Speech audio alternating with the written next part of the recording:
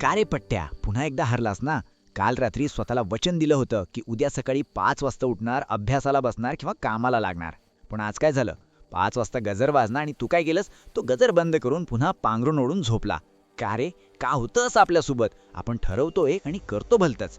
तुला वाटते तू आळशी आहेस? नाही रे मित्रा, तू आळशी नाहीयेस. तू फक्त तुझ्या मेंदूचा गुलाम झालायस. तुझा मेंदू तुला नाचवतोय आणि तू निमूटपणे नाचतोय. आज हा खेळ आपल्याला खल्लास करायचा आहे. आज आपण या मेंदूची नसबंदी करणार आहोत. बघ, विज्ञान काय म्हणतंय ते साध्या भाषेत सांगतो. आपल्या या कवटीच्या आत जो मेंदू आहे ना, त्याला तुझ्या स्वप्नांशी काहीच घेणं देणं नाही. त्याला तू करोडपती व्हावं असं वाटत नाही. त्याला तुला सिक्स पॅक ॲब्स मिळावेत असंही वाटत नाही. त्याला फक्त एकच गोष्ट कळते, जगणे किंवा सर्व्हायव्हल.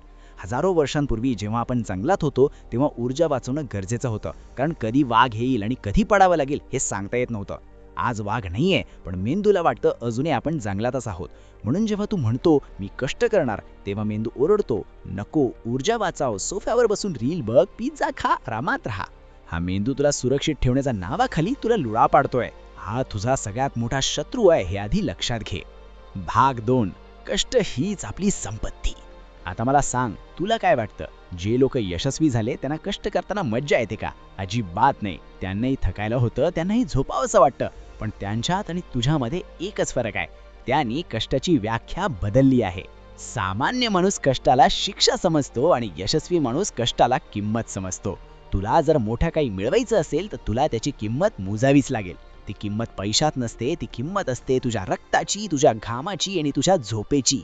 जेव्हा तुझा हात जिममध्ये डंबेल उचलताना थरथर कापतो ना, तेव्हा समजायचं की तुझी प्रगती होतीये.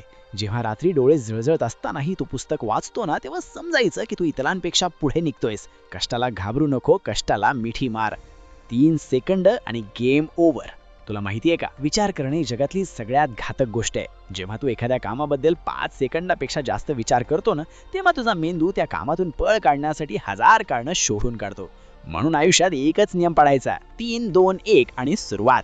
उठायचंय, 3, 2, 1 पाय जमिनीवर ठेव. कामाला बसायचंय, 3, 2, 1 लॅपटॉप चालू कर. कोणाशी बोलायची भीती वाटतेय, 3, 2, 1 जाऊन बोल.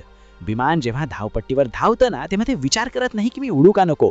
ते फक्त पूर्ण ताकदीने धावतं आणि एक वेळ अशी येते की ते जमिनीला सोडून आकाशात झेपावतं.